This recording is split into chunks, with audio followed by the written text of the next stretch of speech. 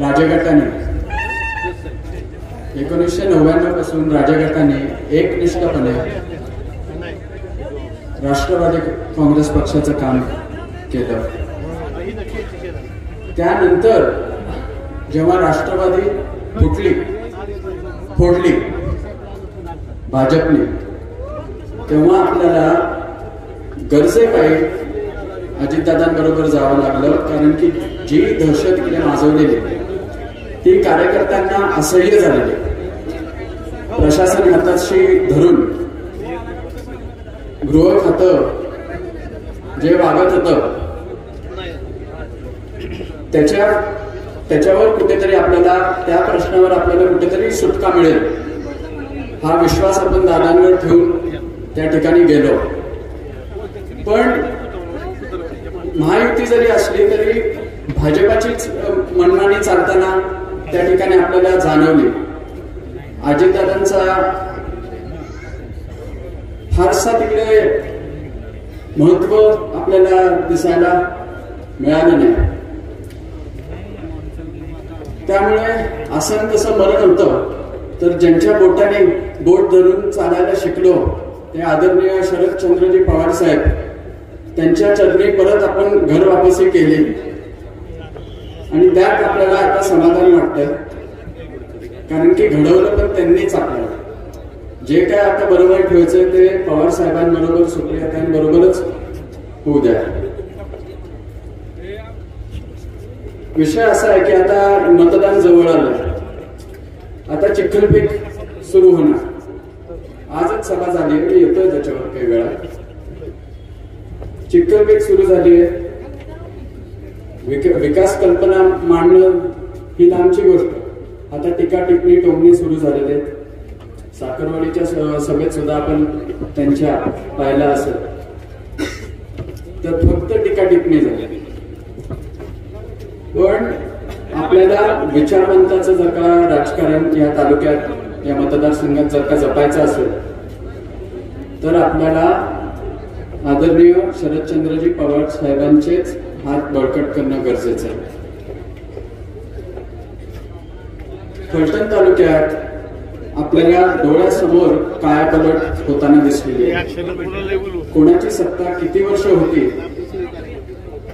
या गोष्टीचा जर का आपण अंदाज घेतला, आपण जर का अभ्यास केला तर कोणी काय विकास केलाय याचं आपल्याला उत्तर मिळेल. श्रेयवादात पडण्याची गरज नाही. या सर्वसामान्य जनतेला, आपल्याला सर्वांना माहिती आहे, आपल्या डोळ्यात देखत फलटण तालुक्याचं चित्र बदललेलं आहे. मूळ अडचण या दुष्काळी भागाची, पाण्याची, ती श्रीमंत रामराजे साहेबांनी दूर केली. 85% बागायत झाला आहे फलटण तालुका.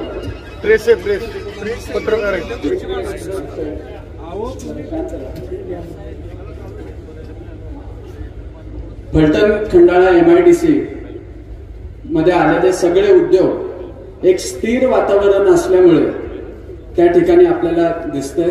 तालुक्यातली, मतदारसंघातली, खंडाळ्यातली सुद्धा अनेक मुलं तिकडे कामाला लागलेली आहेत. आपल्या शिक्षण संस्था असतील, आपलं श्रीमंत मालोजीराजे सिल्वर जुबली रुग्णालय असेल, त्याचं टोपण नाव आता लाईफलाईन आहे म्हणून सांगतो. मग खासगी उद्योग व्यवसाय असतील, ते अगदी उत्तम पद्धतीने चालू आहेत. हजारो मुलांचा रोजगाराचा प्रश्न त्या ठिकाणी मिटवलेला आहे. शिक्षणाबाबत जर का आपण पाहिलं तर या विरोधकांचे सगळे, जो शिक्षण संस्थेवर टीका करतोय, अनेक त्यांच्या सभेमध्ये, परवा मलठणमध्ये एकाने केली, तो सुद्धा आपल्याच कॉलेजमधून पासआउट झालाय. माजी खासदारांचे बंधू, त्यांची कन्या आपल्याच कॉलेजमध्ये शिकते. कोरोना जेव्हा आलेला तेव्हा अर्धे हे आपल्याच रुग्णालयात दाखल होते विरोधक. जर का उपचारच केला नसता तर कदाचित ही निवडणूक लागलीच नसती आणि असं तसं तुतारी वाजली असते. पण आता बोलायचं म्हणून बोलतात. आपल्या डोळ्यात देखत आपण बघतोय फलटण तालुका कसा बदललाय आणि किती विकास झालाय. मार्केटिंग कमिटी फलटण मध्ये आहे की नाही लोकांना माहिती नव्हती. आज रघुनाथ राजांनी ती हाताळायला घेतली. त्यानंतर 12 पेट्रोल पंप त्या ग्रामीण भागात आपल्याला दिसत आहेत. ही व्यवस्था ही मार्केटिंग कमिटीने केली. मग पशु प्राण्यांसाठी एक रुग्णालय त्या ठिकाणी झालेलं आहे आणि कागदी नाही या सगळ्या इमारती येतात परत ते नाहीतर म्हणतील काहीच झालं नाही. मग आता कृष्णा मेडिकलला धरून आपण त्या ठिकाणी शेतकऱ्यांच्या सेवेसाठी कायम राहील असा दवाखाना तिकडे केलेला आहे. खाजगी सावकारकीतून सुटका, 10 रुपये थाळी या शेतकऱ्यांच्या मुलांसाठी शेतकऱ्यांसाठी त्या ठिकाणी मार्केटिंग कमिटीच्या माध्यमातून झालेले आहे. UPSC MPSC चे क्लासेस त्या ठिकाणी झालेले आहेत. अशा अनेक उपक्रम आहेत. आता सगळंच सांगत बसत नाही, पण हे जर का मार्केटिंग कमिटीने केलं असेल तर ह्या 30 वर्षात आपण जर का पाहिलं तर आमदार फंडातून, पंचायत समिती, जिल्हा परिषदेच्या फंडातून, ग्रामपंचायत राजगटाचीच अनेक मला वाटतं 120-125 ग्रामपंचायतींमध्ये राजगटाची अनेक वर्ष सत्ता असताना काय काय झालंय. ग्रामपंचायती सुद्धा साध्या गोष्टी मागतात, सभामंडप मागतात, समाज मंदिरं मागतात, अंतर्गत डांबरीकरण मागतात.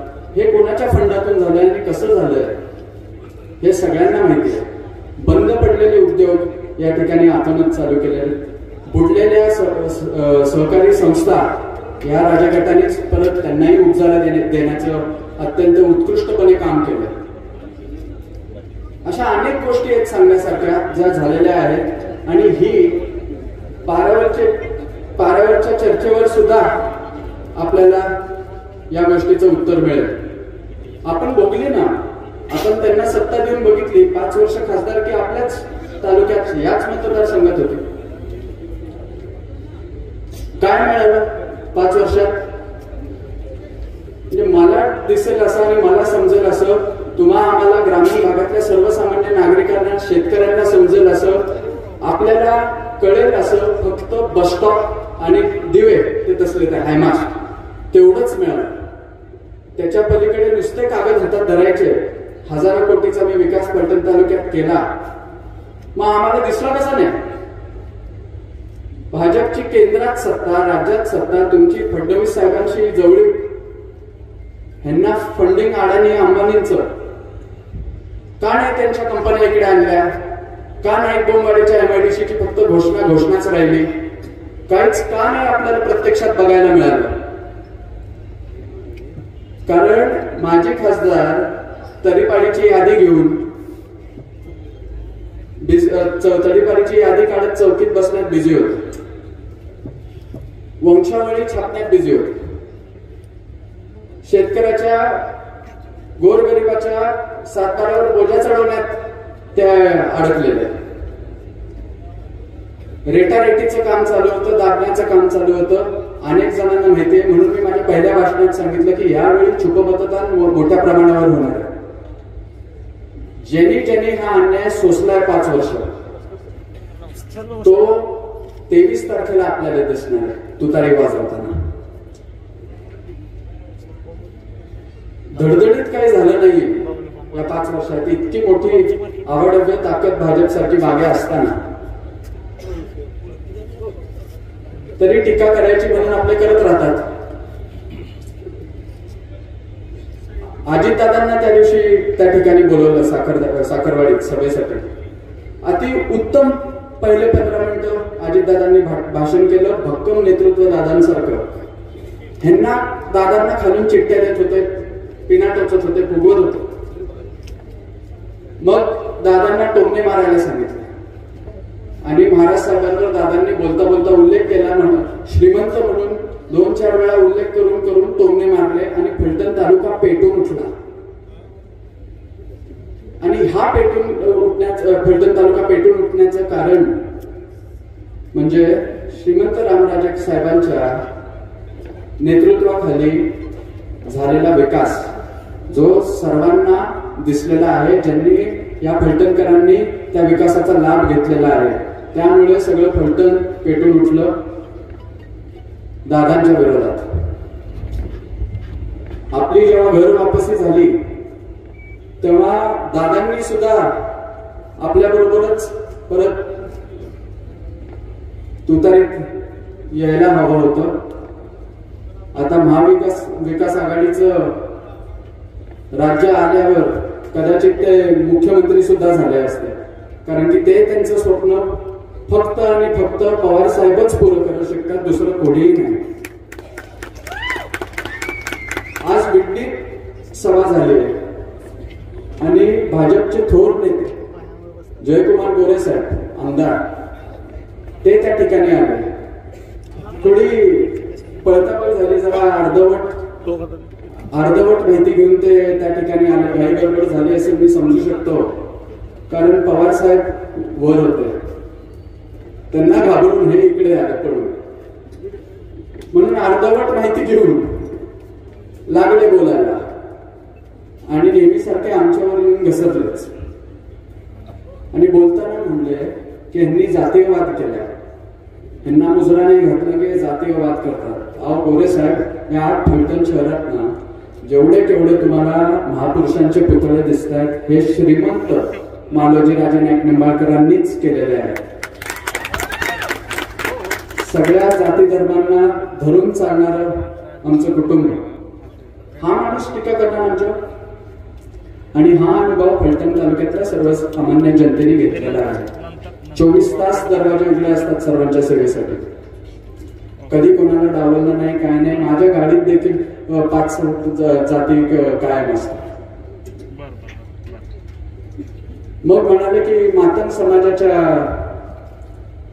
समाजाला दारात सुद्धा उभे करत नाही.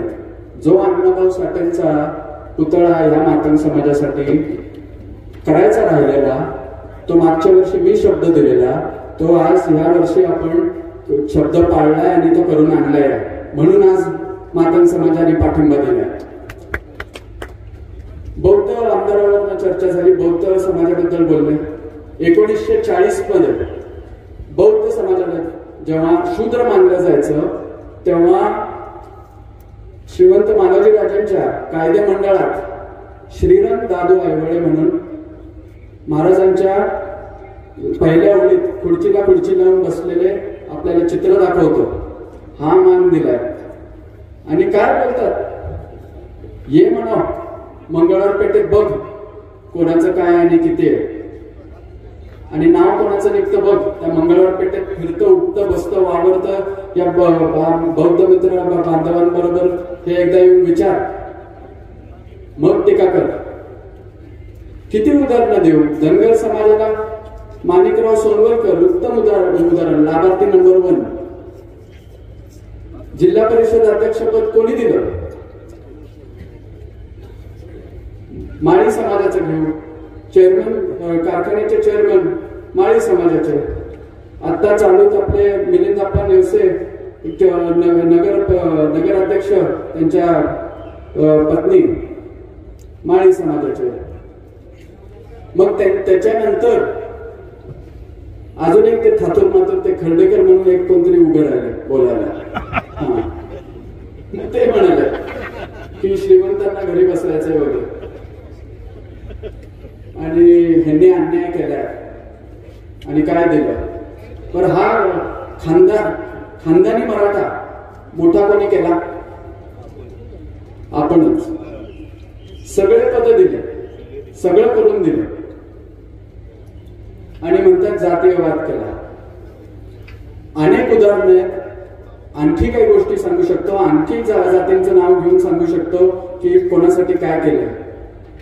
फलटण तालुक्यात कधी जातभेद झाला नाहीये आणि तो होऊन देणार नाही.